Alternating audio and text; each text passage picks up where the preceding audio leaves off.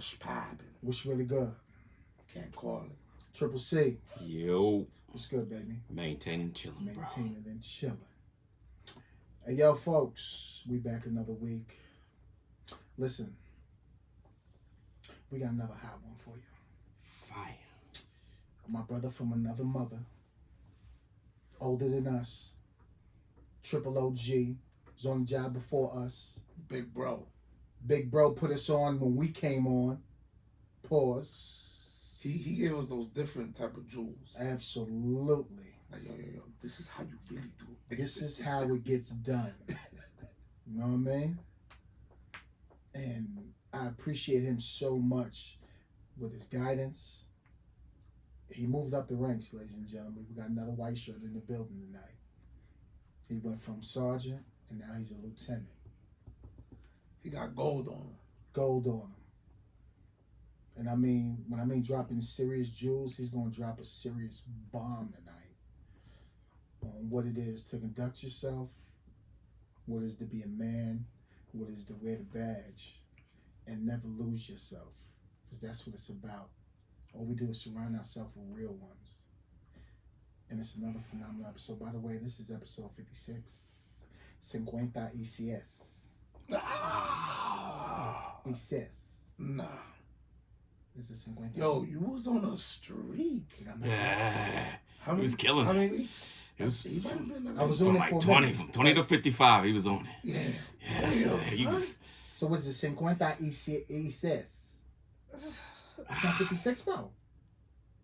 This is 57. 56. Six. Oh, 56, then you're right. I'm Gucci. Yo. Yeah. Streak is alive, It's baby. just alive. Keep him going, baby. Word. You got that, yeah. It's time to get into it. All right, ladies and gentlemen. As usual, Starbucks. Go out there, get your 20% off. All Caps Silverback Podcast. Starbucks USA. Get that for your ARs, your SBRs, your shotguns, your pistols, whatever you got. Safety lock mechanism in different colors. It's assorted colors, all for you. Safety. It's all about safety. And always keep your finger at touch point. Holla. But what else you got, Dre? I'm gonna say what's up to Albino once again. My brother. First Choice Home Improvement All day. LLC. Give him his number, bro. Yo, 443-831-3188.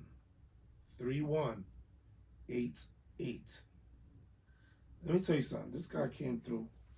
Yeah. True story. I'll give him two. I was trying to hang my screen door, storm door. Chris came through, helped me out. Yeah. After a couple of, trying times. Yeah. 3 hours later, Facts. quit and got it. Let me get a professional here. Yeah. Yes. I call Albino. Yeah. He shows up. Yeah. The door is on in, no lie, 33 minutes. That's crazy. I just sat back and I was just like, Hey, yo, I was watching him today at the house. And he was just, I pull up. I hear the Spanish music going. I know he's enjoying himself. he's in the zone. In the He's zone. in the zone. Lock it in. Yo, he don't play. He don't play so much. I sent one of my good friends from college. Shout out to my brother Rashid. Rashid hit me up. Well, I saw it on Facebook, looking for somebody to do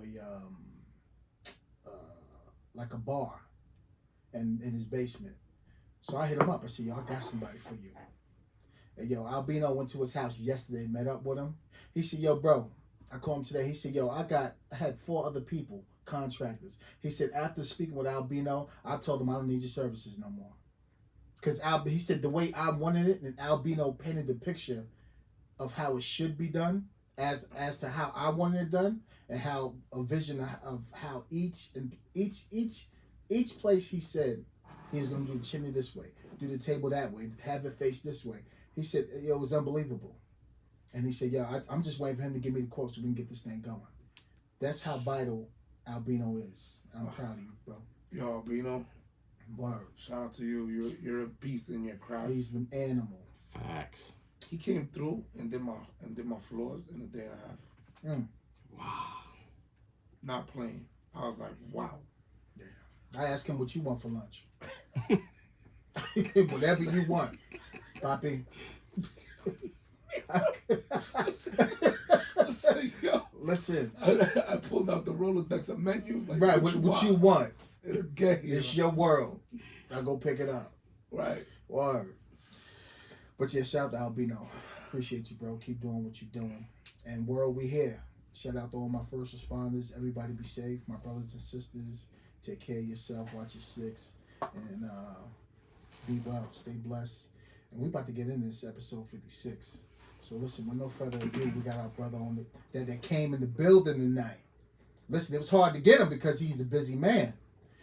But he blessed us with his presence.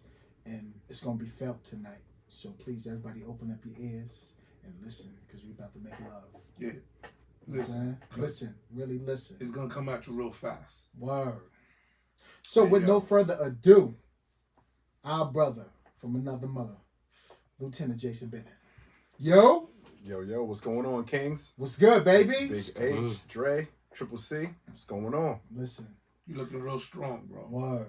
I'm happy to be here, man. Y'all are doing big things, man. I just want to tell y'all. No, it's a pleasure to have you. That episode y'all had with Peanut King was crazy, man. If y'all ain't checked that out, y'all got to really check that out. Appreciate it. That was a jewel right there.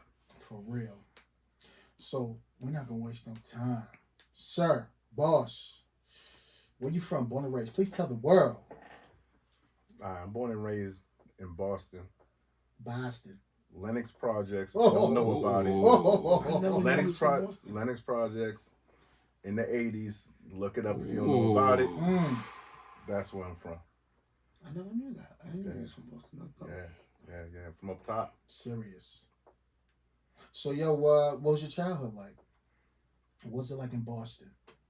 Well, where I'm from, it was like everybody else, meaning it was the projects. Mm-hmm. Reminds me of Latrobe Homes.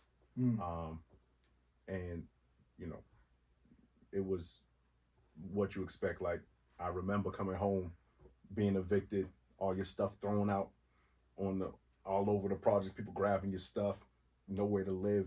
Mm. You know what I mean? Like the real deal. Absolutely. But it was the projects though, right? So you understand what kids here go through because it was different, right? Yeah, there was a lot of stuff going on, right? Mm-hmm. There was the drugs, there was the fights, the homicides, whatever you want to call it, but that was still your project, so you were still comfortable there, right? So you're running around as a kid, That's home. That's home. It is what it is, and the problem is that was our bubble. Right. So you don't leave other than getting on a school bus or getting on a little church van, right? You don't leave that area. So when people's perception of Boston is what it is, what they show on TV, that wasn't my initial reality of Boston. Mm-hmm. So growing up, did you play sports? What was you into growing up? To be honest with you, man, I didn't get into organized sports until high school. Mm. I played baseball before that. Okay. But other than that, I Any sport you really excelled in? football. I did well in football. What position? I played linebacker and fullback. Nice. You look like a linebacker. Yeah. Played both. I played both. That's what's up. It was fun, but I had to work, so that I had to pick a particular sport. I picked football. Nice. So from high school, what you venture off and doing? What were your dreams as you wanted to grow up? I'll be honest. Since I've been 9, I wanted to be a cop. Really? So I'm living my dream. I really and truly have always wanted to do this. That's awesome. So, leaving high school, I had to make a decision. The school that wanted me to play football didn't have criminal justice, didn't have money to go to school. So, the fastest way to be a cop was military police. What branch? Army. Nice. How long did you do Army for? I did Army for 7.5 years. And that's kind of what led me here to Baltimore City. Really? How so? So, in the Army, right, it's predominantly white, predominantly white males, right? And I'm, coming up through the ranks. I made a sergeant on my way up. I joined the SWAT team. In the Army? In the Army. Nice. Right. But you look around, and I'm the only black face. Wow. So cool. What was that like? It was, it was kind of, the good thing about it was I became a team leader. So I was able to kind of bring people in. So I brought in a couple people that looked different than everybody else, Mhm. but I was the first one, right? Right. So it was always the, am I the token? Mm. I really and truly felt like that. Like Mm. I'm in there and I look around and it's only me. And then when I make team leader, it's kind of a question like, damn, okay, I can be the token, but would they make the token a team leader? Do they trust me? Or meaning, do they trust me because I'm that good? Or am I the token, right? So later on in my military career, I went out for detective. All right, MPI, military police investigation. And again, I get picked. And again, I'm the token. So I'm looking around again like, man, You golden child, huh? I'm like, so it becomes, am I the best of the black people or am I just good? Because I ended up Army rank structure. You got private, you got, private first class, you got specialist, you got sergeant, you got, staff sergeant, sergeant first class, right? Well, usually the person in charge of MPI is the sergeant first class, E7. But something happened with him, and I took over, supposed to be for just until they found another sergeant first class, but they kept me there. They wouldn't let me go. So what was you? You wasn't an E7 at the No, time? I was an E5 at the time. Mm. But my first sergeant was like, nah, you're good. You stay right here. So again, I'm the token, but but you put me in charge again. So I get out of the military and I come to this area and I'm hanging around for a couple months. I just wanted to do nothing, which was cool. In Baltimore. Yeah, I actually lived in Woodlawn. Okay. And I wanted to actually move to Virginia, but it was more expensive. So I came to the Maryland area. So I said, I'm going to chill for a couple months and then I'm going to start applying for police departments and things of that nature, probably down Virginia. So when I finally decided, I said, okay, I'm calling around to find out, when I could take tests. And a lot of tests were, a couple weeks away, this, that, and the third. Baltimore had them 3 times a week. Right, come get it, right? So I said, okay, I'm going to take this one, but then I'm going to go, So I come in to take the test, and the first thing I noticed was they had pictures of like the commanders hanging up. And the first thing I noticed was there was a lot of black faces. Mm. So I immediately shut it down with all the other departments. I'm like, I'm good. Now, mind you, I'm a black male coming from military police, got a SWAT background, investigations background, had a degree, nothing in my background, right? I feel like a department would pick me up. If it's a quota to be filled, I feel like I could be picked up, put in there. I'm the safe bet, right? With that resume. With that resume, I'm the safe bet. Right. But then again, I'm always wondering, when whatever I get promoted, this position, that position, is it because I'm the token or is it because I'm actually that good? Mm. And I was tired of feeling like that. So when I see all the black faces in command, I'm like, okay, if I can excel here, right, I'm excelling because I'm excelling. I'm not excelling because they need to put one of us up there. right. So that was a big deal for me. That's Baltimore. powerful. That was a big Yeah, deal that's for me. That was Hell a big yeah. deal. Wow. Never heard that before. Yeah. That's a crazy perspective way to look at it. Like, And that's how you looked at it. I said, actually, I didn't apply to one more department. Wow. I said, I got to make it here. I got to get on. Damn. And then, of course, I get on. I get you to challenge yourself. All right. Yeah. Well, I felt like I could get on, You had to get but I on. felt like the challenge comes now. Whatever I go get, It's an even I'm playing going field. to get it. It's an even playing field. Right. So I feel really fulfilled, 100% versus like, okay, I made it, but did I make it? If it's many like me in this rank, then you know what? Let's do it. Right. Let's go. Let's get Let's after go. it. Let's go. I'll put me up against anybody. So let's go. Mm. So It was like your UFC, because in UFC you have to be like pretty much the same height, weight. You know what I'm saying? exactly. So it's like now it comes down to Now it comes skills. down to who's the best. Like Yeah, none, all that skills. other stuff doesn't Yeah. matter. There's no So, unfair advantage, right? right, yeah. Well, I mean, I feel like in some certain respects, I can have an unfair advantage, right? If it, we're talking 2021 now, right? Right. You're looking at these departments. They're talking diversity. They're talking this, that, and the third. I'm an easy pick. Oh, go ahead, throw him in there.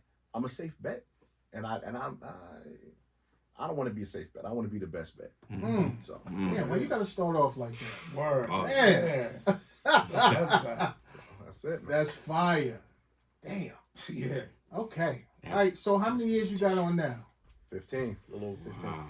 All right. So when you got on the job, when you finally, since 9 years of age, now you a Baltimore City police officer. How does that feel? You get thrown to the streets in Northeast Baltimore. How was that? Man, Because you was a patrol officer for how long? 7 years.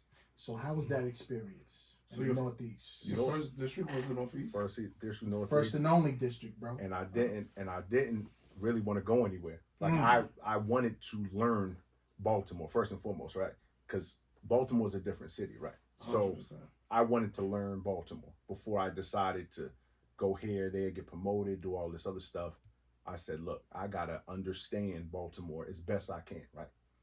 So it was a phenomenal experience, but what people don't know, or people don't really understand, is Paint the picture. I've been to war, right? I went to Iraq. I was second wave in, the Iraq war. And my first year on Baltimore, I saw many more dead bodies than I did in Iraq. Mm. And people have to understand, like, soldiers are coming back from Iraq with PTSD. That's the big thing they're talking about, right? So you're in another country, right? You're seeing some death, right? Sometimes you're seeing a lot, sometimes you're seeing some less, right? But I'm not minimizing other people, right? Mhm. But at the end of the day, these aren't Americans for the most part. Yes, of course, some Americans die and things of that nature. But when you're a soldier and you're just seeing death and death and death, right? Even if it's people from other countries, it bothers you, right? So now you're over here in America. And I venture to say most Baltimore City Patrol officers or detectives, depending on whatever, you see more people shot and killed than any soldier in war. And no one's thinking about the PTSD aspect of things. Mm. They're not really looking at, like, you go to work every day and you look at the numbers. There's only, less than 3,000 officers in Baltimore City. Out of those, how many of them are actually on the streets, right? And, so you're seeing people shot. Y'all remember Northeast. Absolutely. And that wasn't even the worst district back when we was there. Word. You had the Eastern, the Western, things of that nature. You're seeing a person shot right now. What about a person that looks like you shot multiple times a week, if not shot and killed? You know what I mean? Like, no one's thinking about how that's mentally affecting trauma. officers, right? And I get it from a perspective of a citizen, right? Like, okay, you're trained for this.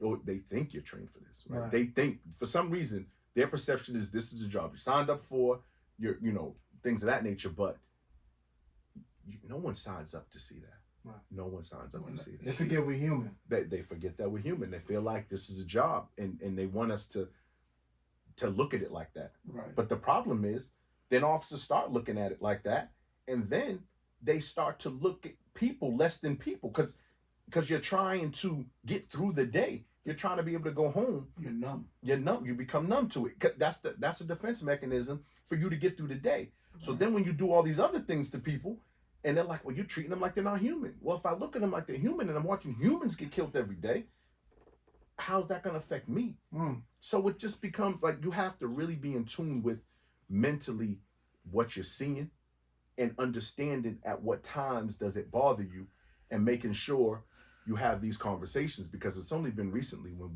we've been comfortable enough as police to have these conversations. Mm. Like, you know what I mean? Like, Right. like our squad was tight, Absolutely. right? So Oh, yeah. you had a lot of ex-military people. We did a lot of good debriefings. We did a lot of things that maybe some other squads weren't doing. But, we have to talk about emotions that you feel when you see this or you see that. Right. So How was the mindset from you going to war to the mindset of you being a patrol officer in Baltimore City? Did they coincide with each other, or was it a little bit extra, actually seeing more death? And it's like, damn, I wanted to be an officer, but I didn't know I was going to see all this. I was kind of young. I was 27 coming from war, right? So so back in 2005, when I come on the department, right? Mm-hmm. You got to also look at this aspect of it. When you're going to war, you know that there's a possibility, and I want to make sure I'm very clear on this, because not all Iraqis hated us the way the picture got painted Right. here, right? Trust me when I say it. Like, a lot of them, most of them, great majority of them wanted us there, needed us there. We saved them from a lot of stuff that was going on, right? But the fact of the matter is this: we are the enemy, right, to a lot of them over there. Right. So when you're driving, you're looking for roadside bombs, you're looking for ambushes, you're looking for all those things, right? When I got here in 2005, I never felt like that. I never felt like it was open season on us. They were doing whatever to each other, but not us, right? Right. But look at what's happened in the last 18 months here. A lot of cops have been shot at here, Right. on this department. More in the last 18 months, 2 years, than probably, I would venture to say, at least my first 10 years combined. Yeah. So how are these cops coming in? How are they being mentally prepared for that? Because the Army does a great job of preparing you mentally for what you're going to deal with. Are they doing that here? I'm not seeing it. So, you know what I mean? I'm not seeing it, right? I'm not seeing. So you have to have the right supervisor. You have to have the right person to have these conversations with you, because if you don't, you're trying to deal with these emotions by yourself. So in the beginning, it was, I really didn't feel any type of way, even though all this was going on around me. I didn't feel like it was directed at me per se, directed at us as law enforcement per se. So I was able to do my job and really separate it. Like, I wasn't afraid. You got a lot of people that are afraid, so they're making things are happening. And I've heard you guys talk about it, right? Training, lack of training, and fear is causing a lot of these things that are happening, right? Right. You know, so for me, I was cool with it. Mm-hmm. I was cool with it. It goes to show that the grooming was totally different. Your objective coming on the job was similar to ours, where we wanted to, we all come from the hood, so we know what it's like growing up in that. Right. So when you come to police in the same type of area that we grew up in, it's normal for us to get out there and actually talk to Right. these, to the boys on the block. Right. You know what I'm saying? It's easy to build that rapport Right. than somebody else that come from somebody else, another walk of life. Right. Because we don't fear them. No, That's the thing. We can have a big time. conversation. We don't fear them, so you can have a conversation. Yeah. And I knew Baltimore was different within my first 3 years here, because I saw some things. I've been in a lot of cities, over in the Midwest when I was in the military, Boston, New York. I lived on Long Island for a little bit, Bayshore. Mm-hmm. Just cities, right? Right. I knew Baltimore was different for a couple reasons. Yeah. So one of the first things that kind of made me like, hold on, we're gonna have some problems in the next couple of years, was there was a juvenile. Just a juvenile. I ended up having to lock him up for whatever. But here's the thing: we used to have to run their criminal record, right? You have to run it. He was locked up 18 times between the age of 14 and 16. 16 of them was for drug distribution. Mm. So my mind's telling me, like, if a person as a juvenile can do something as heavy as drug distribution, this isn't a kid carrying a pack of weed. This is selling Heavy stuff. drugs, Right. right? So you let him do that from 14 to 18, right? And keep getting out like there's no consequences. When he turns 18, the mind doesn't say, turn it off. I gotta walk the straight and narrow. It doesn't work like that. If I get away with this, So you're creating a monster. a monster. Like, we're creating monsters. And it's tough because I understand that just locking juveniles up isn't the answer either. Mhm.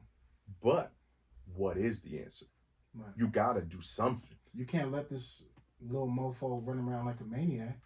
And the crazy part about it is I watched, he had a friend of his that he used to always hang around with who was afraid to sell.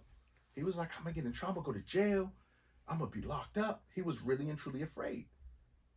This kid did an experiment. He said, watch. He said, I can get arrested today and be out before that cop gets off work, to show his friend that there's no fear of getting arrested for this. Probably 2 months later, we're locking his friend up. Because now the fear is gone. He's like, what's this? Oh, I could be out the same day. If you could do it, I could do it. And that's, if there's no fear that I'm staying, then hey, so you're creating gangs of kids who are out there doing it, and then when they turn 18, they don't know anything else. Right. Because you can't get a job at 17 if you've been locked up 18 times for drug distribution, right? You can't get a job. So you're gonna keep selling the drugs. And you can't get a job at 18 either. So What do you think they're gonna do? they're gonna do what they gotta do. And let's be clear, right? I'm not saying they're all to be blamed, because when your parent isn't feeding you, right?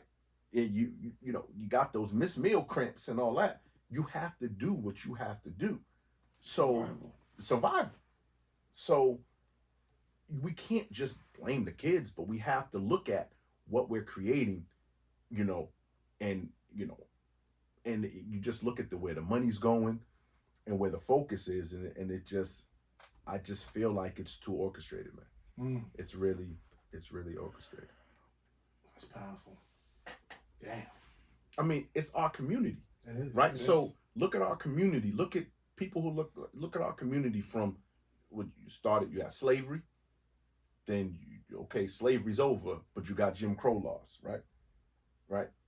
Okay, which is a way to keep people down. Okay, Jim Crow laws are over. You have separate but equal. Still a way to keep people, because it was separate, but it was never equal. So you can't ever get your footing. Then they say, okay, we got to integrate. We can't have separate but equal. We got to integrate. What comes next? Mass incarceration comes next. So now what you're doing is you're taking the male role models and figures out of these communities, okay? And these kids have no one to look up to. These females have to do whatever, and these people just don't know what to do. Like, you don't have the family structures all messed up, right? Then they start talking about that, like, oh, look at the disparity in the way Black people are being locked up. So, what's happening right now, right? So what we're doing now is we're saying, okay, let's not lock them up, or let's not keep them in jail. Let's say you don't give them big numbers, right? But people can plead to a felony and get out very, very quickly. But what comes along with pleading to that felony? The people from the outside looking in, it's like, okay, no, we're doing you a favor. This is a non-violent drug offense, so we're not going to keep you in. You get a felony, but you can go home. You don't think this person's going to say, I want to go home? Cool, I'll take that felony. Okay, I'm going to get a felony, but I'm going to go home? You can call it what you want to call it if I'm going home, right? Right. But the repercussions of having that felony is not having jobs, is not being able to vote, is not being able to this, not being able to that. But So what are you to society if you can't get anything when you're done? Right. they Right. took you out the game. You're out the game. After taking that play. And when you look at a city like Baltimore, right? And you look at the number of people who die in a city like Baltimore, you have to wonder what are they gonna do to try to start? Give me something, right? Show me that you're trying. We had one day at the Capitol, people went in the Capitol, right? And they did what they did. You had an inauguration yesterday, and you had 25,000 troops there in case something happens. Right. There's no in case with Baltimore. Stuff happens in Baltimore every day, right? You're not sending any relief here. You're not using the same sense of urgency here to say we need to stop that from happening. Yes, we can't stop. We can't. And I'm not saying we want to militarize Baltimore. But what I am saying is, I'm curious as to what would Boston do, a city of almost the same size, who has 50 homicides maybe a year. What would they do if they hit the number 100? I venture to believe the National Guard will be in Boston. They're not going to let that many people who don't look like us die like that. Mm. So it bothers me. I feel like if you look at mass incarceration like years ago, right, when it first happened, we were all for that, right? We said cool, drugs are bad. You know, it was a crime of war on drugs, and we saw what it was doing to our neighborhood. So we thought, hey, go ahead and lock them up because they're doing bad things, right? Mm-hmm. Then we look back at it 10 years later, 15 years later, and say, hold up. That's not right, Mm-hmm. right? So 10 years from now, when we compare Baltimore, right, to a city like New York, and we have more bodies, person for person, are we going to look back and say, hold on, how did y'all allow that many people in this small 600,000 person city to die? Like, this was a code red, and we're not treating it like a code red. We're treating it like, Business Band-Aid. as usual. yeah, like hey, it's business business as as usual. usual. Right. So, what else happened? What? yeah. What? So if you're a real cop and you really feel and really care about, because people are going to do what they're going to do, right? But I just don't look at people as just, oh, this is a bad person. I look at it as, you know, people have situations. That's not saying you can't get locked. That's not saying anything. No one's perfect. But I know how Big H, you know, I know how y'all police, right? It's still with a sense of respect towards the citizens, right? And if you got to lock someone up, okay, cool, it's over. You're locked up, bro. Come on. Hey, can I call my baby mother to get my baby? Because such. No problem, man. I got you. Like, those little things go a long way 100%. to keeping, you know, when you get back out there to you know, when they come back, because they're coming back out. They are coming back out, right? They can look at you a different way because you showed them just a little courtesy. It shows them that you know, it's a you know, a little bit of empathy. And that's why I wanted to be a cop. A lot of people talk about how can people of color be police, right? You should want us to be police because we understand what you're going through. We're not judging you the same way as someone else who's never gone through this may judge you. We're not terrified of you. Like, we don't look at you as if you're this huge threat to me. You know, just because you're selling drugs, and even just because you have a gun, doesn't make you the biggest threat to me, right? I'm not saying you can't be a threat to me. I'm not out here with some pie in the sky feeling of it doesn't matter. I know what's going on, but I just feel like you need people to empathize with you, to treat you a certain way, and maybe we can kind of try to bridge this gap. But at the end of the day, people need to start screaming about how are we allowing this? This is some scary stuff in this small city. This is scary. Mm-hmm. Wow. Yeah, I mean, Damn. that was a lot. But, I love it. It was dope. It's 100% true. It's facts. That's 100% true. that's insane. So well put. Yeah, the way you broke it down was dope. It was amazing. I just don't know where we go from here. That's the thing. You know, Right. I don't know. It's where do we nice. go from here as police, as the government of this city? Like, where do we go from here? And then, you know, policing throughout the whole country. You know, where do we go from here? We have to find a way to do You know, better. well, we're finally all right. So, like, back in the day, we were super. And when I say we, I'm talking about everyone in blue, not just Baltimore City. Everything was pretty much heavy-handed, Very. right? So we saw all the positives to it, and we saw the negatives to it. With this whole police reform, it feels like they're going all the way to the other side, where as they're letting criminals walk because they don't want what happened in the past, instead of being in the middle Playing in the middle. and That's making a it a very case good by point. case. That's You know a what I'm very saying? good point. Like, no one wants to play in the middle. And it's like that And in that's politics. It's like that with everything, right? It's all political, right? It's all political, right? Neither side wants to play in the middle. It's either, remember when we first got on, right? It was, what do they call it? Zero tolerance, Yeah. right? It was zero tolerance. So it was, if you went urinated, if you if you were, we locked people up for riding bicycles on the sidewalk without an ID. Like, it was zero tolerance, right? Absolutely. Now,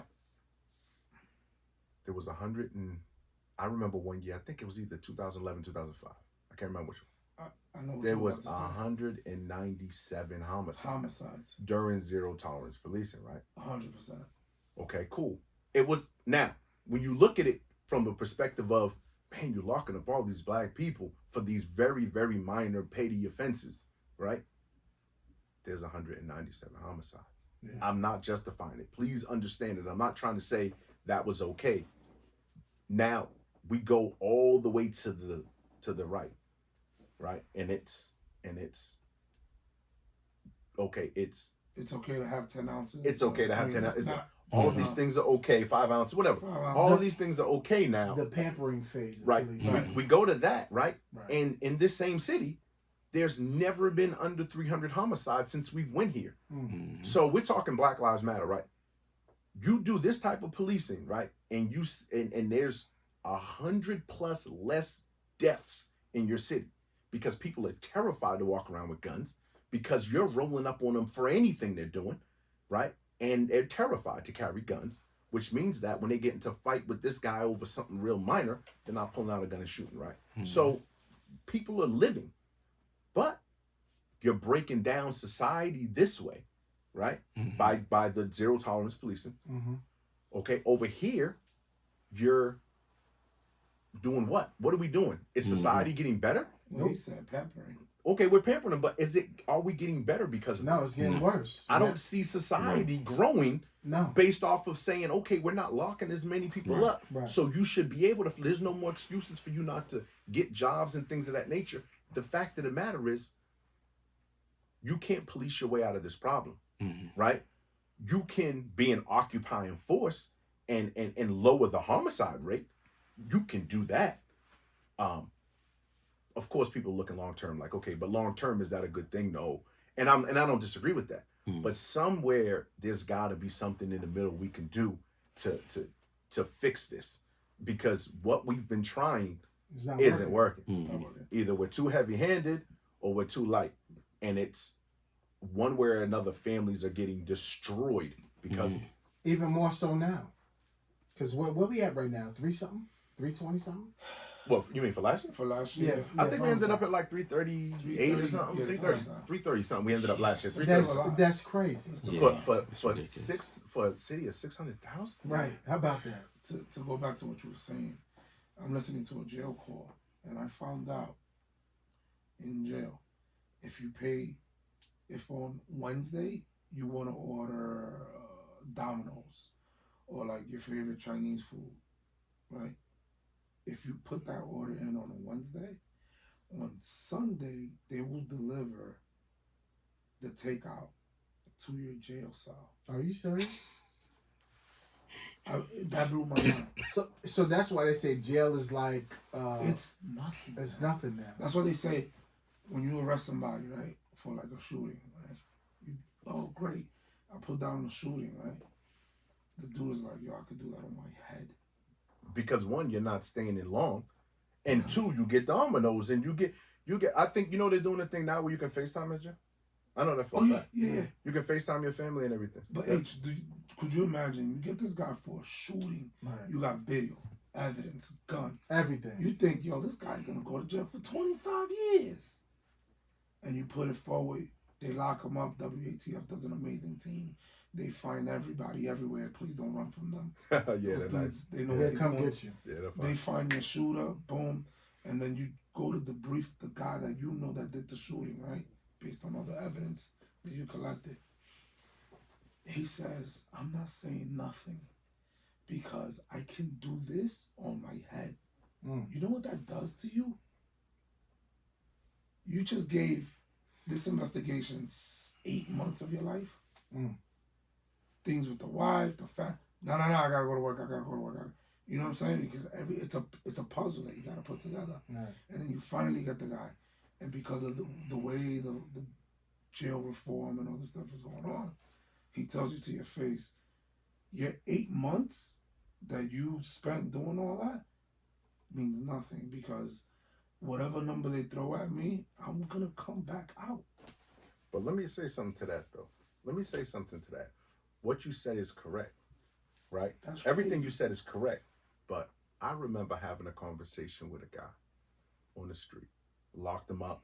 He was out within a day or two, whatever. I see him a couple of days later, and I know his rap sheet. He's got a long rap sheet. He's from that particular area, and this is the kid was the first reason I said, "Oh, we're in trouble."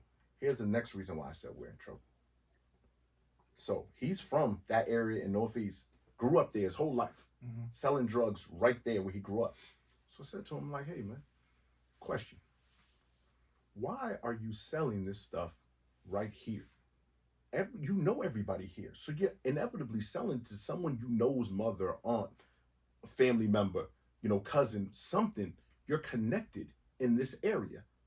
You're selling it to your own people. Like, why don't you go up the street where because at the time the mayor lived in Northeast District. I'm like, no one goes over there and sells drugs. Why would you do it to your own people? He looked me straight in the face, and this is what he said. He said, "You know what you locked me up with the other day?" I said, "Yeah." He said, "I'm here now, right?" I said, "Yeah." He said, "If I did that 7 blocks up there, I probably wouldn't be home for 2 years." Bingo. So how are we allowing the city? Remember redlining before, right? Remember redlining, right? Bingo. This is a new way to redline. You're literally your lawyer will tell you, if you do it here, I can get you home. If you do it 7 blocks that way, don't even call me, bro. You're wasting your money. So this was said to me. That's a fact. And he felt like this was their reality. If they ring out against people that look like us, the time is less. Time is less. Everything's Same less. thing. The article we was talking about, same thing. Right. It's crazy. Right. It's value. But how do our leaders ignore this? That's what bothers me. Is how can that be ignored? You got state's attorneys, you got whomever. Like, you're looking at this, and are you just turning a blind eye? Like, I don't know. But That's what it's Peanut to said. me, it's the question is, if you say you care, make it fair.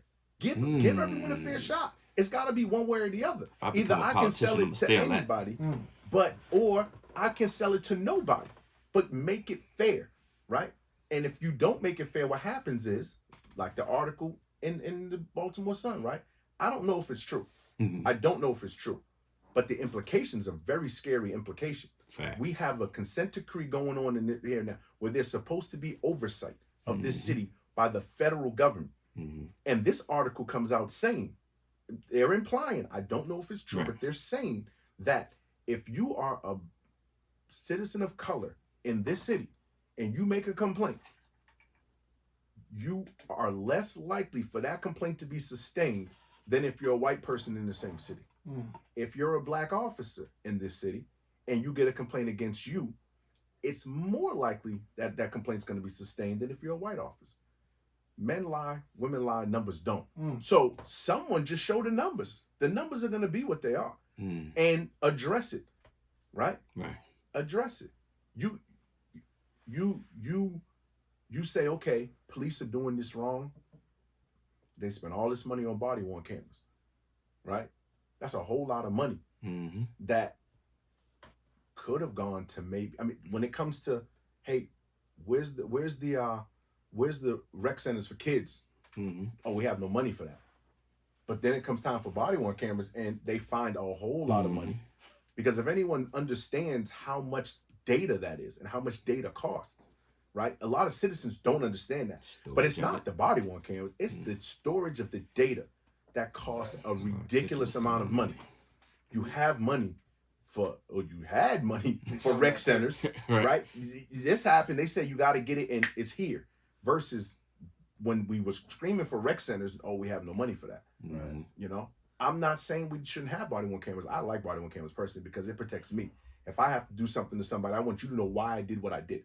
So I have no problem with it. But I'm just saying, is the juice worth the squeeze? Like, you have situations in the city that could help kids, which is our future, that we need to be addressing, that's not getting addressed, you know, and you're over here worried about these other things where what's right the there. impact? What's the Right. impact, right? How many officers, actually take the lives of people, right? Versus how many kids get their lives taken who might not get their lives taken if they're in a community center somewhere. Hell yeah. I just wonder, like, how long are we gonna just continue to ignore certain things? Like, how does this happen? We keep ignoring it. It bothers me. As a person who really cares, like, I really care. To add to what you're saying, remember when they were shouting like defund police? What they failed to realize that police has been defunding little by little for generations. To go to what you're saying, like with the PAL leagues, little Yes. by little they've been taking things like that away. Yes. And then, even recently, they try to take away the harbor unit. Yes. You're slowly defunding us without saying that you're doing it. Now, the thing with defund police, right? Again, it's the same thing we talked about a minute ago, right? Where it's all the way to the right or all the way to the left, right? Mm-hmm. Some people feel like defund police means no officers should get paid anymore. We can police ourselves, right? Then there's defund the police, which means certain units within police departments aren't needed, right? Okay, so let's look at Baltimore City.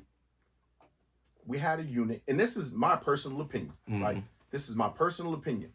When you say defund the police, just the statement itself, I don't totally disagree with it, right? I don't totally disagree with it. Here's why. Here's what I mean, though. We had a unit called the Hot Team. Great officers doing great work, okay? It's the homeless outreach team. Great officers doing great work, right?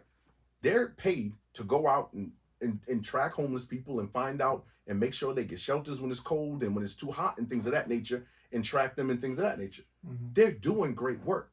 But here's my problem with that.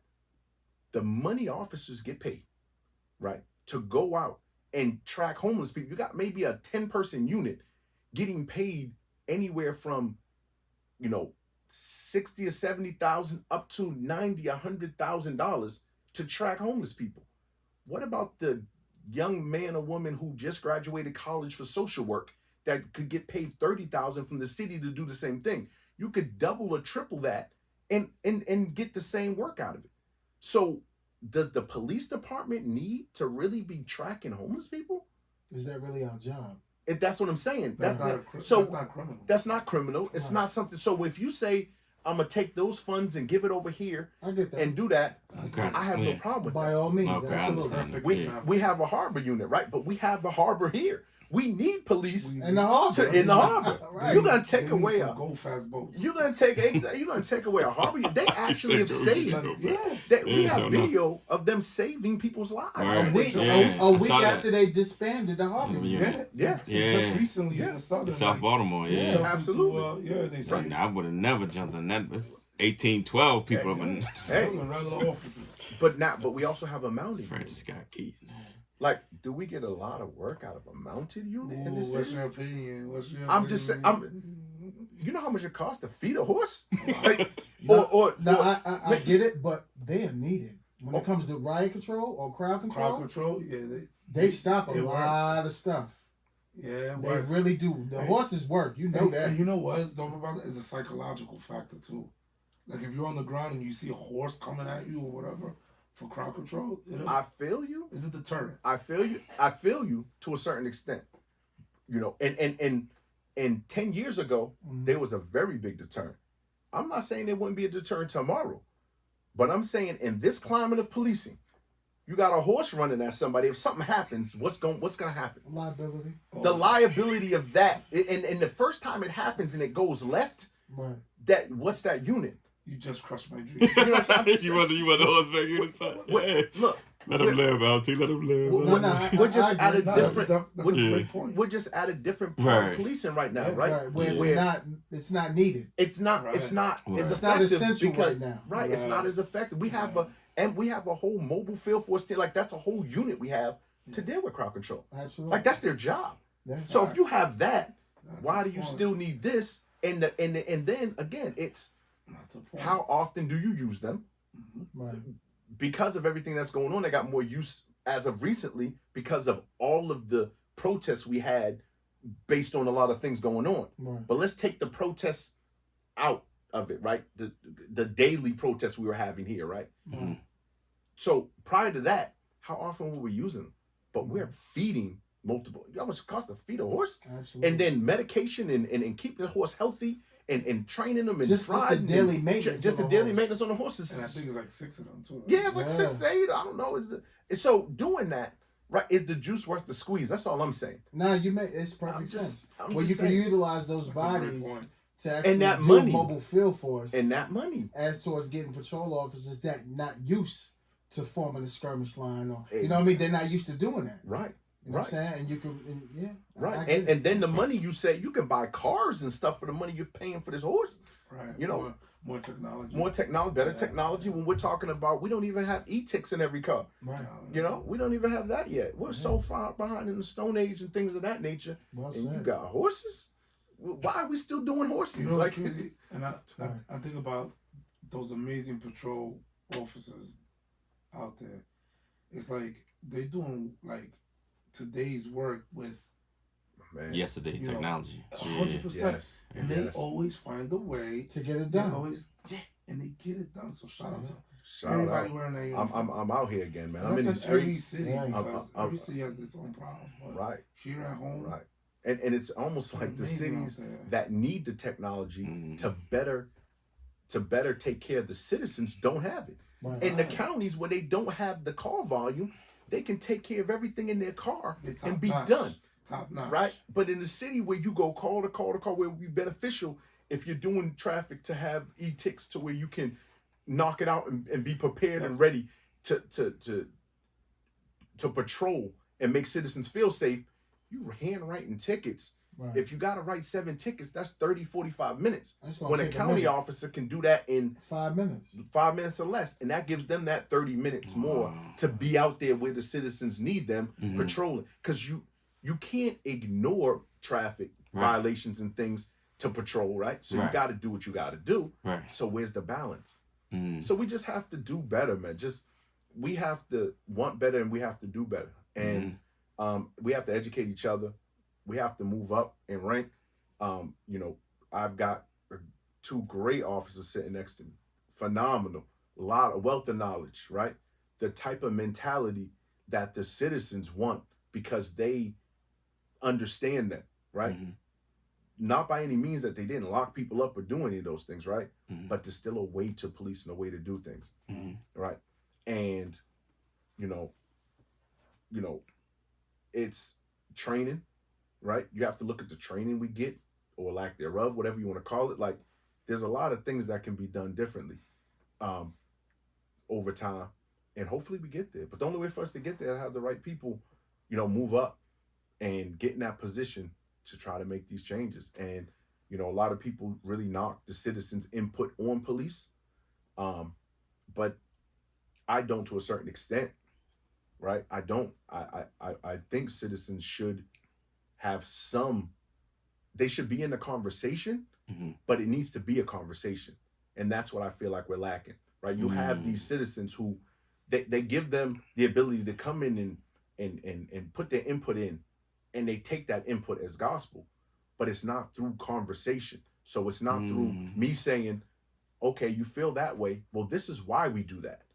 Oh, I never understood that portion of it. Gotcha. Right? So it's, so once you have a full conversation. That's fully bridging the gap. That's fully bridging the gap. Not just feeling like if I throw citizens in this and over here in this disciplinary process to have their say, but if a citizen doesn't ride through this city and comprehend what's really going on and understand what we deal with, right? When we have that split second to make a decision, like real split second, right? Not this, oh, why can't you shoot him in the leg theories and things of that nature, right? You got these type of theories out here that they really and truly feel like it really makes sense, right? Not until you see someone shot in the leg and they keep running and you say, wow, if they had a gun, they could easily squeeze a finger. You know what I mean? So shooting them in the leg, that's not the move. Not until you really understand, what we go through, the real threat. When we hear a call on the radio saying this guy's armed with a gun, and you get to the corner and the guy has that red hat on, that blue shirt on, those white sneakers on. That's him to a T, right? Okay, now what do we do? Right. I have information that this guy's got a gun, right? Do I know 100%? No, but I still have to approach him. I still have to deal with it. Right. Because So he's matching the criteria. Yeah, Right. and it's I like, mean- what's my approach? I How mean- am I gonna go at it? Like, Right. So what I used to do was, yeah, I would have to tell him, look, get here. Then I would say to him, okay, here's what we're gonna do. You're gonna cooperate with me, and then I let him hear the call on the radio. Hey, can you repeat the description? Right? So when you hear, if I'm this guy and I got on this literal red hat, blue shirt, and white sneakers, and I'm like, and it's saying they're armed with a gun, even the person will be like, oh, okay, I see why you have that posture, right? And then a lot of times they, okay, go ahead, search whatever you gotta do. I search them, and then I'm like, okay, we're good. Because that's the instant rapport building that tears down. Or you don't just want to fuck with me, but bro, dispatcher, can you repeat that transmission? Right. Like she gives that description, so the guy, you see their eyes wide open, like, are you Absolutely. serious? So you can tell, I'm not here just messing with you, bro. Right. You know what I'm saying? Right. So, and a lot at that point they change their whole demeanor. Like, okay, yeah, go ahead and search me. I Right, get do it. what you got to Yeah. do, bro. At that point, they're like, all right, this is Right. your job. Right. I understand. You're not just singling me out. Right. But And- see, that has to be taught though. Some people have it instinctively, right? And other people will say, I'm the cop. You have to listen You to listen to me. me. And then that whole power struggle breaks comes. down. Right? And then that power struggle, I have to win this right here, Absolutely. right now.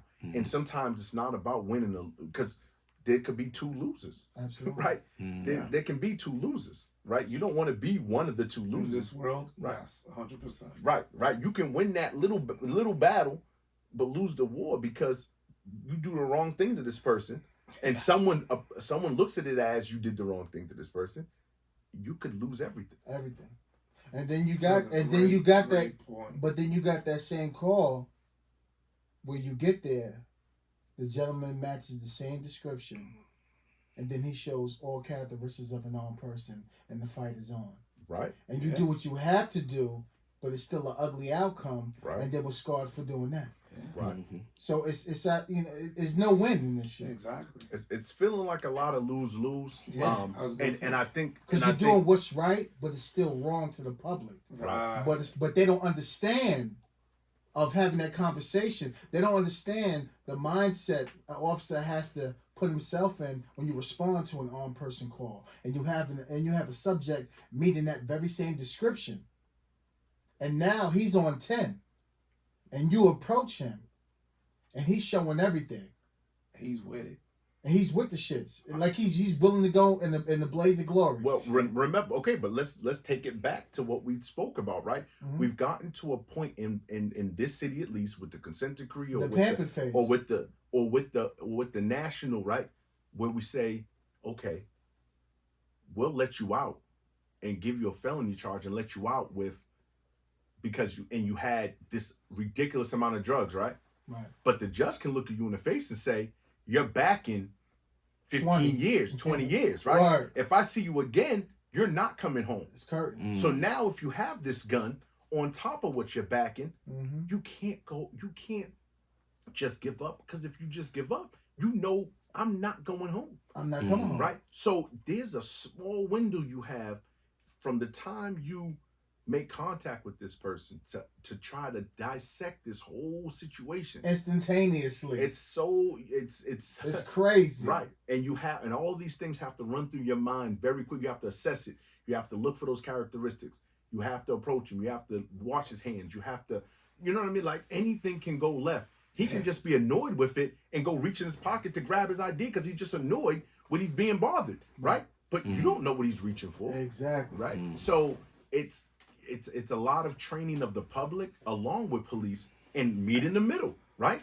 Look, come up with something, right?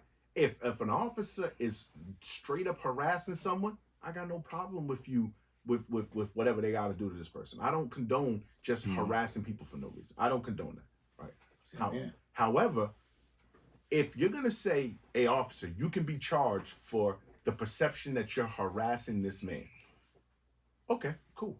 However, the man has to comply immediately, Immediately. and then we can have that harassment conversation later. Okay, because so now if I show the man that the description meets you to a T, that's why I'm here. I'm not harassing you. You understand I'm doing my job. It's nothing personal. We can move on, right? But we're at a part in society where people are just like feeling like I don't have to comply with police. Absolutely. If I feel like I didn't do anything wrong, I'm not listening to you. I'm not listening. Go kick rocks. Absolutely. I'm talking car stops. I'm talking just whatever. Facts. It doesn't matter. So, and they're being backed by some of the things that's happening in the country. We're really looking at some of these cases, and we're saying the cops are just dead wrong. Even if you look at it and it's like, hold on though, wait a minute. This cop was here for this reason.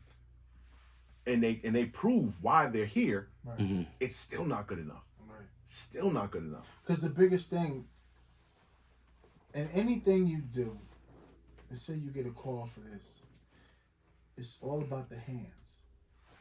You can curse me out, but your mouth ain't gonna pull the trigger. All day. It's all the hands. If you comply, sir, I got this call. Where's your hands? Please have your hands where I can put them. But you're oversimplifying it, Big H. No, I'm just saying. Let me explain why you're oversimplifying it, right? Okay. Let me explain why you're oversimplifying it, right? If you're talking to anyone in recruitment in Baltimore City right now, the recruitment numbers are ridiculously high. They don't know why. How do you not know why? I'll tell you why. Tell me why. Right? When I came on 15 years ago as a officer, as a trainee in this academy, Baltimore City, they asked us. They said, "Hey, how many of you have a degree, went to school for criminal justice, anything of that nature?" I'd say about 75% of people raised their hand. They wanted to be a cop from then. As time went on, a lot of people are going to school, and they're going to school, right? And they're graduating. They go to school for finance, go to school for whatever, but they can't find jobs. This job, you see the numbers on Baltimore Sun every year. If you're willing to do the work, you can make $200,000 here, right? So if you've got these kids and you've got this family and you've got these student loans, and you hear from a friend, "Oh, I'm banking, I'm making $170,000." They come to this job for it being a money grab. Right now, we're in a portion with this whole coronavirus. This is one of the safest jobs you have. You can have a job as a teacher or whatever. Doesn't matter. This is one of the safest jobs you can have right now. So if you wanted to be a cop, Big H, right, and you in your mind, hands can hurt me. I'm not scared of anything but your hands. I don't care what you say. Like, none of that bothers you, right? You can do that. But what about the guy that went to school to be a financial analyst and couldn't get a job and had to come here to get money? No, that's He's true. terrified. But see, he's terrified. But that's where training comes into play. The aggression is what he's scared of, not just the hands. If you talk to him the wrong way, he's scared. So that's why I say he's not built for that. That's why I say oversimplify. You look at it differently. You look at it differently. I look at it differently.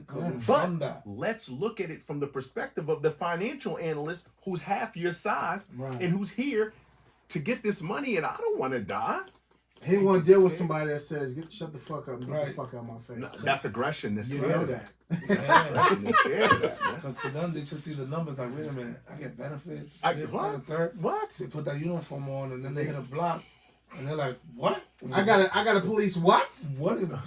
You're bugging. I gotta go home today. Yeah. So like you said, it's training. Nah, you're right. But it's training, right? But it's training. Are they getting that training?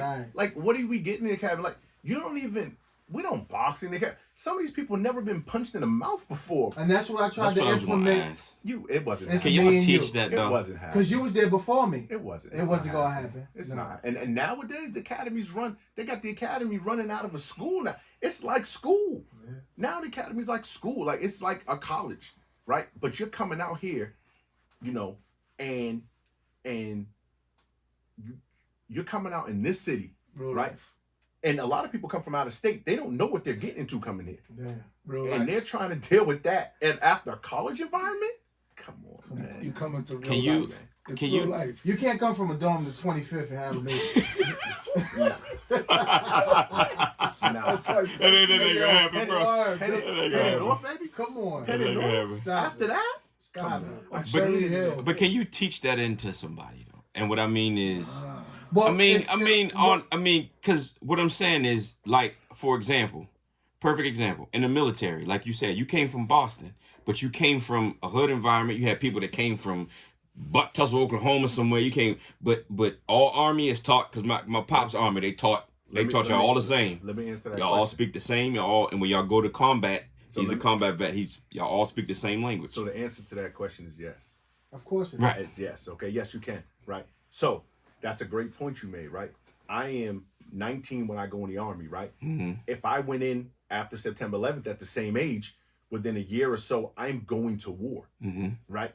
I'm going to war. Right. How do they make it to where you as a 19-year-old can go to war and you can be 20? You come in at 18, and 2 years later you can be a sergeant leading soldiers to war. Mm. Okay. So what do you first do? You go through basic training. Mm-hmm. Teach you all the basic things on being a soldier. You have pugil pit fights where you actually get hit in the face. Mm-hmm. You have situations where they're shooting guns over your Your head head. and you're low crawling and doing Mhm. all that, right?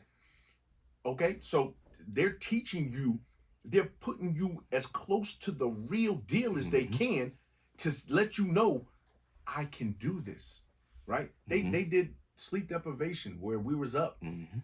going on 2 and 3 hours sleep for a whole week, right? That came Gas in, thing. that came in very handy Mm-hmm.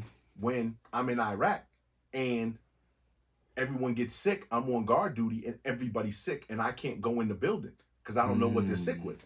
So me and my team, I should say, had to stay on our post for 3 straight days on 2 hours of sleep. Mm. If you say, can you do that? Sure, we did it in base. I know I can do it. Mm-hmm. And this is life and death, so I'm definitely going to do it. But at least I know it can be done. Mhm. And I know you know it can be done because you did it and the person next to me. There's no question as to whether he did it or he did it.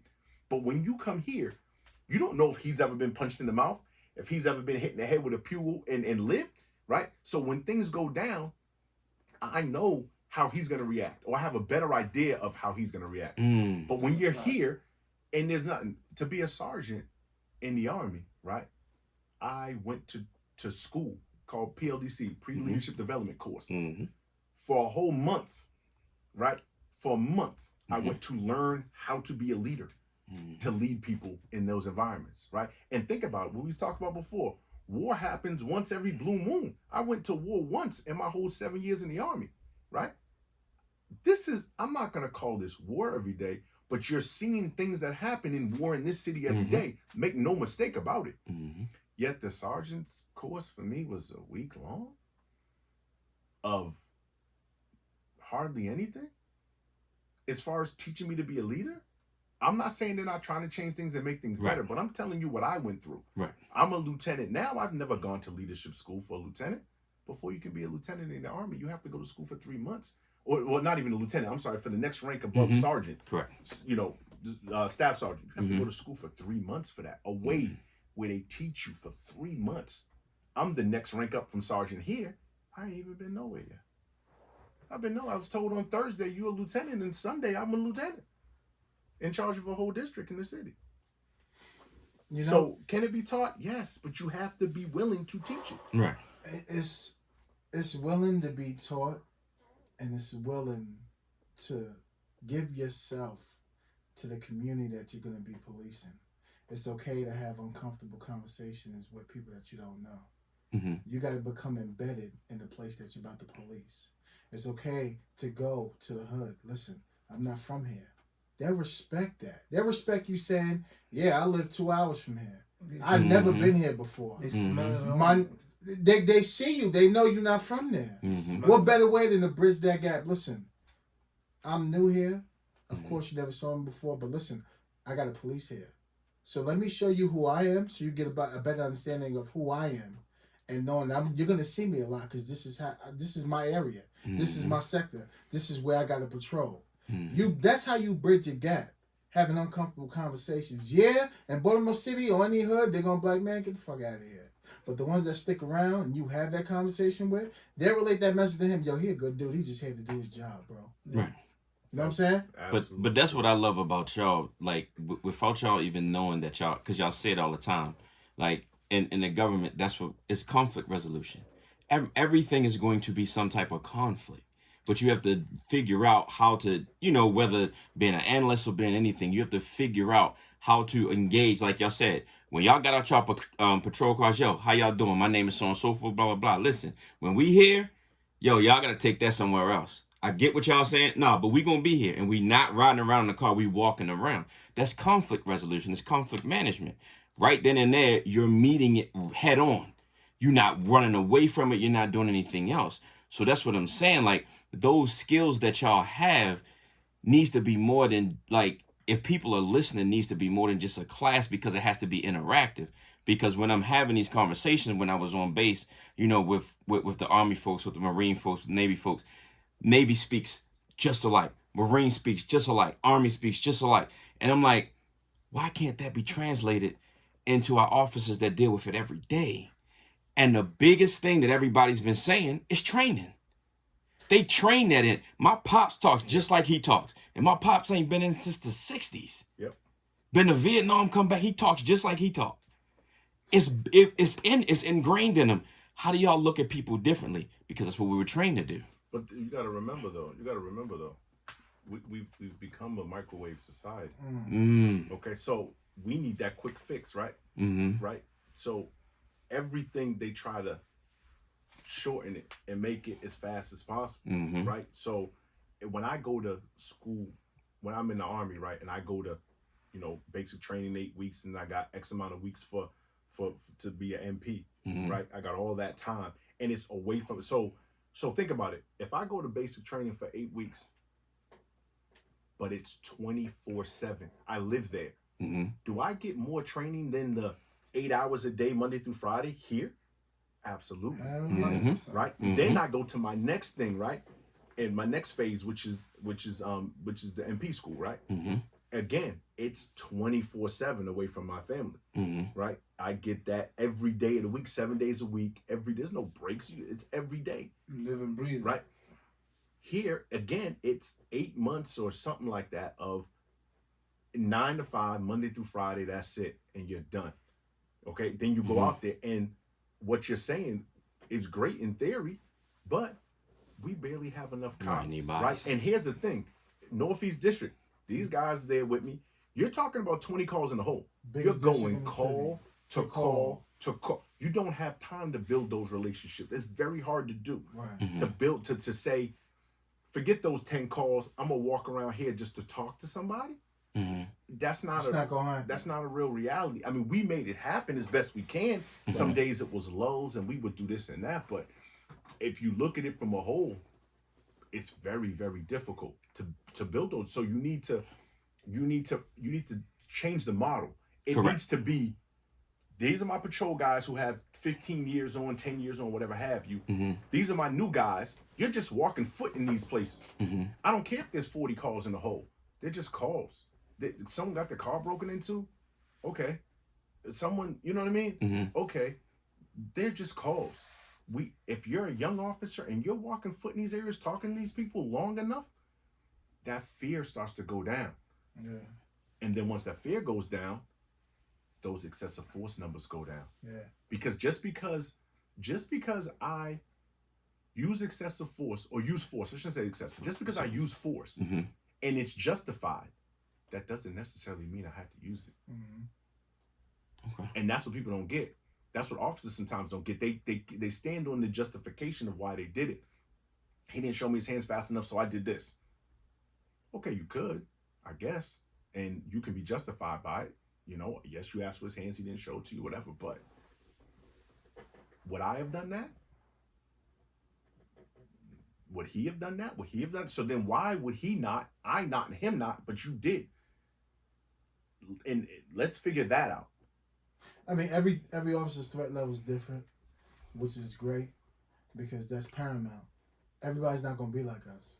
But the objective is to try and get people to slow it up a bit and not take it to that level, like LT said, because 9 times out of 10 didn't have to get there. if you took that split second to know how to communicate. You know what I'm saying? Big. It can make a huge difference. Huge difference. Huge difference, and then that makes a huge difference on how you're perceived within this community. Right. Right. Not going up beside someone's head, Right. even though you were technically justified, can be a big difference. Right. A week from now. Because I was looking at from what y'all was saying, y'all reduce numbers, like facts, like y'all reduce numbers, murders, robberies, so on and so forth. So to your point, that model worked. Why isn't that model being implemented? Like You mean if it's a training class for y'all for No, when y'all were on the street doing what no, y'all were no, doing. You talking about zero tolerance? Well, no, that's how so the numbers got reduced. That's with how it zero got tolerance. That's what That's it's how called. it got. So that's the thing. It got Okay. reduced by zero tolerance. Okay. But the problem with zero tolerance is you're breaking down communities. Yeah. You're throwing Okay. people in jail, Right. and they're so terrified to carry guns Mhm. because you're grabbing them up for everything, even though it's. And this is what I was trying to explain to our officer the other day. Here's the thing about zero tolerance: if it's on the books, right, that you can't urinate in public, Mhm. and if you urinate in public and I Going catch in. you, You're done. and I say, you can get a ticket, give me your ID. And if you don't have Your an ID, coming you're down. going downtown. It's a wrap. So that's a justifiable arrest, Yes, it is. 100%. but it's a petty arrest, Mhm. right? Right. To people, it's petty. Mhm. But it's But a- in the state of Maryland, you have to have an ID ID. on you. If Right. you don't have to have an ID, but the whole premise behind the ID, right, is this: if I can positively identify you, Mhm. I can give you a ticket, and if you don't show up to court, I must have then a warrant can be Be issued. for your arrest. Now, if Bench you warrant. don't have ID on you, I can't positively identify you. How can I give you that ticket? Right. That's where the arrest comes in. Right. See what I'm saying? So you don't have to walk around with ID. You just can't commit a crime if you don't have ID.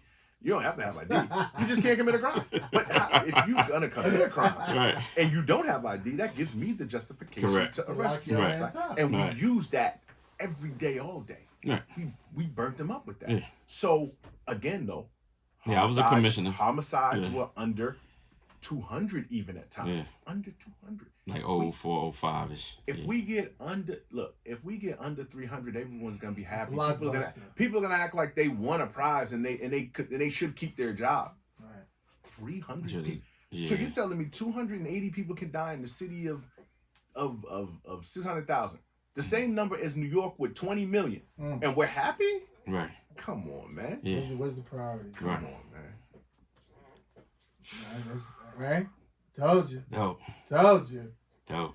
We have to do better, man. We just have to do better. And I'm not saying police don't have to do better. We have to do better. We have to train better. We have to communicate better. We have to do a lot of things better too. But the citizens It's also have on to both do better. sides, yeah. Citizens have to do better. Have to understand we have a job to do, and we have to come to some happy medium. We have to do it. Peanut said that. He said we got to figure out a way where from every single angle we surround that kid like a community. Absolutely. From the I teachers to the civilians to the politicians to the police officers to the fire department. Everybody got to like. You see, I say more so even us because we're held to that higher standard. So we must take that time and perfect our craft and getting out there and introducing yourself. But it takes the other, you know what I mean, everybody else to make that work. True story, Big H. True story, right? A midnight shift, Northeast District. It's around, I promise you this is a true story. It's like 1 a.m. I see a kid on a bicycle. He's got to be like 8. So I stop him. I grab his handlebars. There's grown-ups sitting out. It's summertime, it's like August. Grown-ups sitting outside, right? So I don't want them thinking I'm harassing this little kid. So I say loud enough for everybody to hear. Hey, little boy, how old are you? He says 8. He says, you're 8 years old. What are you doing outside? His response was, I'm going to the effing store. Mm. To me, as a cop, I'm a uniformed police officer. So I said, why are you going to the store at 1 a.m? He says, I got effing money. Mm. Nah. Get his bike, about to put his bike in the trunk, drive him home, try to figure out why this little boy's outside at 1 a.m. by himself. 2 blocks away, a girl gets stabbed. So now I got this kid here, not injured, right? And I have a girl 2 blocks away she was like 13, stabbed. I've gotta go to her, right? Mhm. So I tell him, bring your butt home. I go around the corner to her. So we get to her. She's laying there. I'm like, what happened? Her answer to me was, don't worry about it. I know who did it. I'm going to take care of it. 13. True story. So cool. We do it. Detectives come. They meet at hospital. Do whatever they got to do. That's the case. It is what it is, right? So probably 2 weeks later, I see the same little kid outside. It's like 1:30. No questions being asked this time. I'm grabbing him up, bringing him home. I got to figure out what's going on. Snatch him up, bring him home, knock on the door. Some little girl comes and answers the door. Nice girl, nice as could be. Answers the door. Hi, officer. I said, your parents home? I have your brother here. She's like, yes, officer. Mom, she screamed for mother. Mother's response was, what the F do you want? The police are here, but what the F do they want? Nice. Big H. Gotta love it. You say it's us with the tip of the spear. I get it, but No. if if that's what he has at home, yeah. we have no influence over that. No, we don't. I'm just saying on us conducting ourselves. Yeah, I get We you. can't do nothing with that. We can't do shit with that. I'm talking as far as us as getting better officers to not be assholes. Absolutely. To take that time because we are held to a higher standard. I totally We gotta agree. understand the ignorance within this city I totally to agree. deal with I it. agree with that. I totally agree with that. That I'm saying About less. that. I'm saying less hotheads. Absolutely. As far as parental, we can't do nothing about that. I felt like I said to the kid, "Good luck, kid." And I just walked away. I couldn't.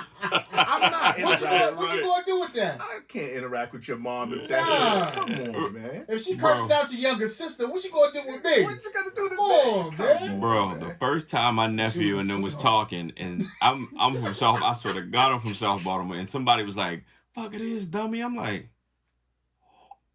"Who the?" No, it's not. No, they just that's like we say, I'm from here, so what the fuck is some fuck it is, dumb? Who is somebody calling me a dumb? That's how the young boys. That's how they talk. I'm looking like, boy, I'm about to L somebody. Get So man, So we talk about community before, right? because I done never talked to no adult. You want to talk to any adult like that? 'Cause Yeah, you never. get no wins for that. Thank the you. adult might get it on you, I got and you balled can't tell up. your parents because they getting on you too. Thank you. Like, but now you say the wrong thing to somebody's kid, and what happens? Right. I don't care what their kid does. Yeah. Shot over. I don't care. People getting shot over trying to make sure their kid isn't out of line. Facts. It's so okay. So now what do we have, right? Okay, so I used to date a principal in one of the schools in Baltimore, right? And I remember her coming home one day. She was very upset. I'm like, what's going on? They were told in a meeting, right, that unless the kid does something violent, they cannot be suspended. Period. How about that? Right? Wow. So you can disrupt class, disrupt learning for everybody. You cannot be suspended anymore unless you do something violent. So let's walk this up for kids, right? Wow.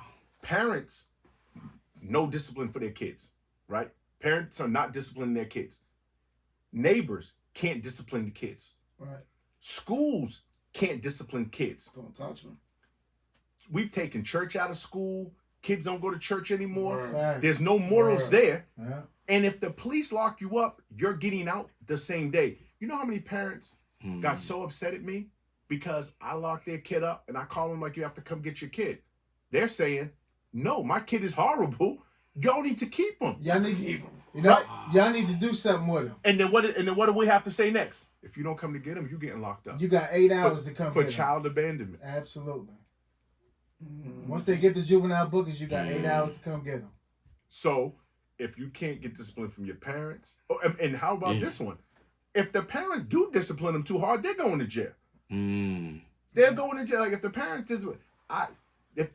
discipline the kid, they're going to jail for child abuse. I tell you, and I've done it before. I've done it, but I didn't arrest the mother because the little kid bit his mother. That's disrespectful. Okay, so I remember. And she slapped his Listen. ass. I said, "Good job." Listen, I get called down to the hospital. I'm not arresting her for that. Listen, Absolutely. well, I got fucked up for less. you Right. know? Like, how about it? How about that? okay, but Take that on the chin, Chad. Word. now Walk look it here. off. I don't know how your story went Yeah, and how it got to that point. I But, articulated very well. okay. All I know is, and you probably went to the house, right? Yeah, I went to the house. Okay, cool. Everything. So I show up to the hospital. Mother's there. Her kid's got a black eye swollen shut completely. So I walk in. I ask what happened. Because I want to know what happened. At the end of the day, I got to write a report. I got to know what happened. She said, someone's getting a little out of line. It's summertime. I sent him to his father's. He lives with me. I sent him to his father's. He's at his father's for a couple of weeks. He was supposed to come home. He didn't. I felt like something was wrong. I went there. I see his eye swollen shut. Father abused him. I want the father locked up. I said, well, why did the father do that? Was my first question. My next question, I should say. He was like 13. He stole the grandfather's vehicle and was driving all around Golden Ring somewhere. Father gets a call at work. Hey, my car's gone. Your son has my car. Come home. He comes home. He gets it, parks the car. Father's right there. Reaction was to punch him in the eye. Okay. Right? So I'm like, okay, what's the problem? Like, I'm confused. Like, okay, what's the problem, right? It was an unauthorized use. She's like, oh no, he needs to be locked up. I said, who, the father? Yeah, he needs to be locked up, that. And I was about to say something, right? You caught yourself. See, the thing is, you can't make this stuff up. Right. I'm about to say something, and I stopped myself because I'm like, oh, you know what, Jason? You're a cop. You can't. This is your job. It's not emotional. So I said, you know what? Yes, ma'am. Let me get all the information. Da, da, da. She's like, you look like you want to say something. I said, what I have to say is personal, and it's my personal opinion. I'm not here for that. I'm just, no, I want to hear what you say. So she's begging me to tell her how I feel. And finally, I'm like, well, if his other eye was swollen shut like that, guess what he can't do? Drive around the car and kill somebody or himself, right? Facts. Listen, I promise you I can't make this up. So she's like, no, you're not supposed to do that, this and that, third, right? So, do the whole thing, call down child abuse, get a warrant for the father, had to lock the father up. Mm-hmm. Probably like 6 months, 8 months later, I get a call to a house, for some juvenile disturbance. Mm-hmm. It was a kid, the grandparents called on their grandchild who could not be at their house but came to their house.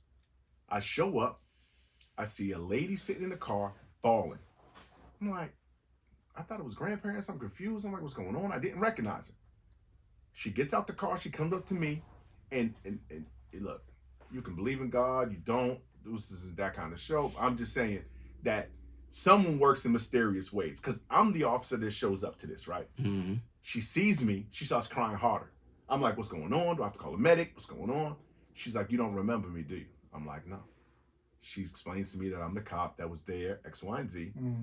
And she said, you were right. That's the worst decision I ever made. Once I got home, he started stealing from my purse. He started cutting school. He started doing all this other stuff. And when I told him I'm going to spank him, I'm going to do this or that, he said, and you'll go to jail like daddy did. Mm. He was out of control, and she couldn't do anything with him. Nothing. Right? So the parents can't discipline, the police, the schools.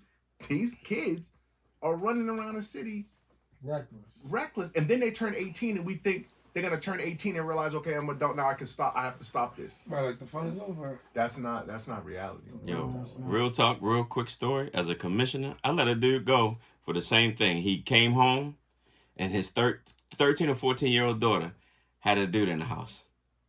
Yo, took his belt off. Wore out. They had to arrest him because they was like, I guess they saw marks. I said, bro, I guess they had to, but I said, now, you ain't never been arrested before a day in your life. What gives it is when you bring them down, if the nurse deems it child abuse, you gotta go find a paper. You got to call the child abuse unit, and they say you be guided by them. And be guided by them. And that's right. So it was out of my control. That's why I asked him if he was at the house. 'Cause at the house, you might have a little wiggle room. But if you're at the hospital, nah. Once they say it's game over, I could do nothing for this man. Yeah, nothing. And he had to go now.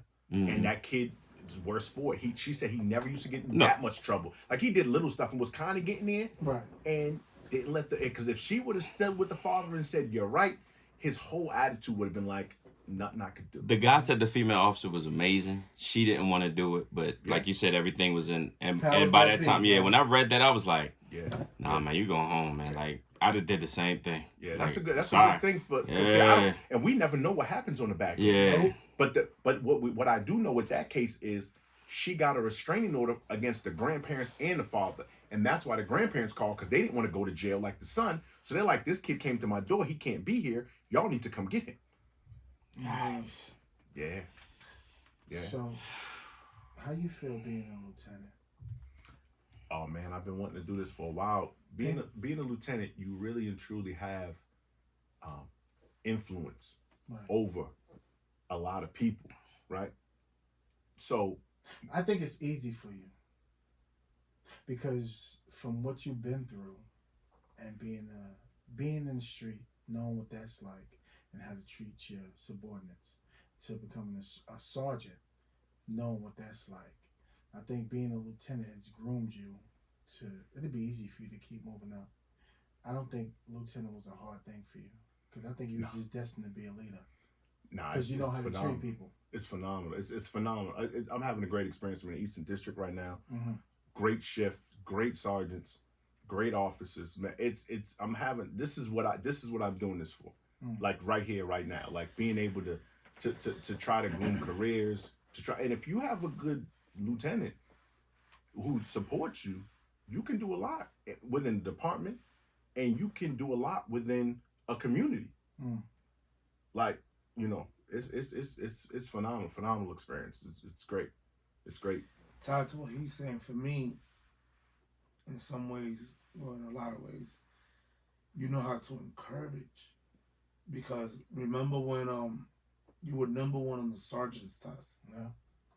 and then the first thing you did is you came back to like the Northeast and said, "Hey guys, I want to get a study group together to For sure. show you how to get to where I was at, or to where I got, or to how I got to where I got." For sure. Like nobody does that. You That's did dope. that. Yo, you want to know what's so That's amazing for That him? was so dope, yo. Yeah, that's I could dope. call him anytime, cause he always, yo, Horton, you gotta be a supervisor one day. Dre, you gotta be a supervisor one. Our entire squad, all y'all need to be supervisors one day. Absolutely. He would be in our ear saying that, and you know what?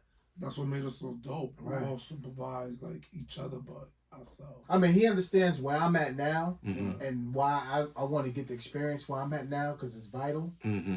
But I gotta go back. Like I'm gonna get made one day, and it's gonna be under him Mm-hmm. because Okay. he knows everything. Yo, he was number one, bro, That's on the dope. supervisors list to be promoted. Yeah.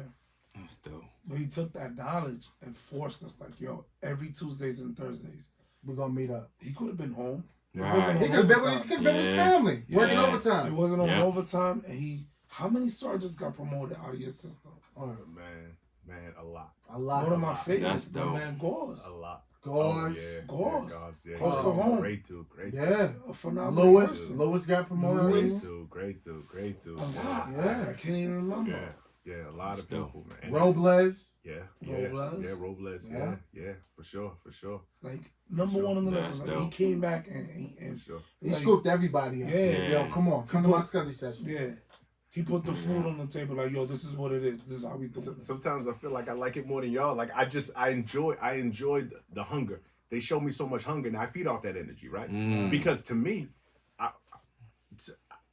I'm so confident within myself that I don't fear great people moving up with me, right? Mm. So some people fear that. They really and truly fear that. Remember the whole crabs in the barrel theory? Right. Like that's what That's a fact. that's Right. in our DNA. That's Right. a fact. People don't realize like that's in our DNA. A lot of people are terrified to have somebody as dope as them, right? If they lieutenants with me, okay, and then the commissioner has to pick a captain next. He can pick me, he can pick him, he can pick him. A lot of people wait till you're way up here and then they say, okay, now I'm willing to help out because Right. because you're no threat to me. Yes, he's a threat to me. Yes, he's a threat. These are some dope dudes with a lot of knowledge who are great people who anyone will want to work for. But you know what? Hey, whatever. Let's go. It goes right Let's back go. to how you started. goes back down to skill. Absolutely. So now it's all based on talent, and Yeah. that's what sharpens each other. Yeah, still sharp and still, baby. No That's question. So dope. That No is question. dope. So and I will be happy if any of them made lieutenant and they made captain above me. I will be happy because you know what? One thing I'll say about me is I've never changed. Anyone who knows me knows I've never changed. So I know they're gonna still respect me just like I still respect them. Mm-hmm. All it's all about respect for me. So as long as I have that, I still stand on my principles. I'm still there for officers and all that. I don't care what you call me to a certain extent. Like rank really is just, is what it is. I mean, it's cool to have the rank and it's cool to do certain things and be in a position to do certain things and help people and lift them up. But ultimately, I just want to keep my respect. I want to still be respected by my peers. That's it. If I have that, I'm good. You don't get no better than That's that. dope. Well, ladies and gentlemen, with that being said, our brother, he displays so much knowledge.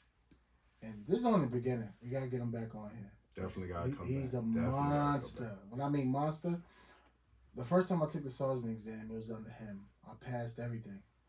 I could have been sharp more on my, what was it? After the written stuff. The oral. The oral. Dope. I should have been sharp on the oral, and I would have been promoted. But I did. I got my number. I was up there. I just didn't get promoted. Everything happens for a reason, though. Because look where you're at right now. Right. Look what you're doing right now. Right. This is gonna benefit you in Down the the long road, run. right. You can't become a sergeant where you're at if they're never doing it. It's harder. Right. So everything happens for a reason. There's a plan. That's There's a absolutely plan. right. But even with that being said, I could call on him any day of the week. He'll be like, "Yo, come through. Come through." I remember one time I called him. I'm like, "Yo, what's such and such?" He was like, "Look at your GOs." For And you real. know what? That forced me to learn. To You know learn. what I'm saying? He's not just gonna give it to me. Like, yo, do the work. Real Right. quick. Do the work. The reason I do that is this, right? Yeah, I remember that. People get in trouble by not knowing these policies. Mm. That's how they get you. Yeah. You have to know that. You know what I'm saying? And if you read it and you still don't understand it, cool, then that's where I step in And break it down. and break it down. But I want you to understand it because this is what gets you in trouble. Right. Not the streets, man. It's them policies. You got to Wow. adhere to the guidelines and procedures that's given forth. You got to know the rules, the Oh, yeah. game that you're playing. Mm. Yep. So, ladies and gentlemen, with that being said, I'd like to thank my brother, Lieutenant Jason Bennett, for coming on and just dropping the gem. It was a powerful, Amazing. Yeah, it was deep. It was deep. so Thanks for deep from the having me. It was beginning. deep. No, thank you for coming. Nah, Yeah. thanks for having me. Y'all are doing big things, Oh, man. my This is goodness. serious. Y'all reaching a lot of people. Triple C, Big H, Dre. Yo, thanks. They're doing some big things out here. If y'all ever get an opportunity invited on here, please come on here and talk with these dudes. They know what they're talking about. They know what they're doing. This is a phenomenal setup they got going on here.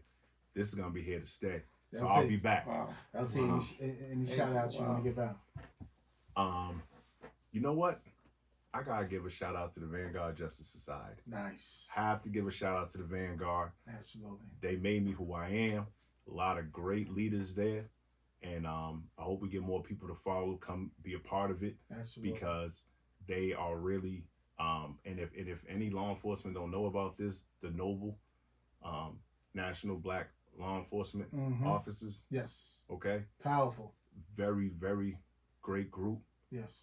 We just need to really take the knowledge from groups like that Right. and become better, Well rounded. well-rounded officers Yes, sir. so we can do better for the citizens of Baltimore. That we Shout serve out to every the day. citizens of Baltimore. Absolutely. It's a pleasure to serve you. Nah. It don't get no better than that.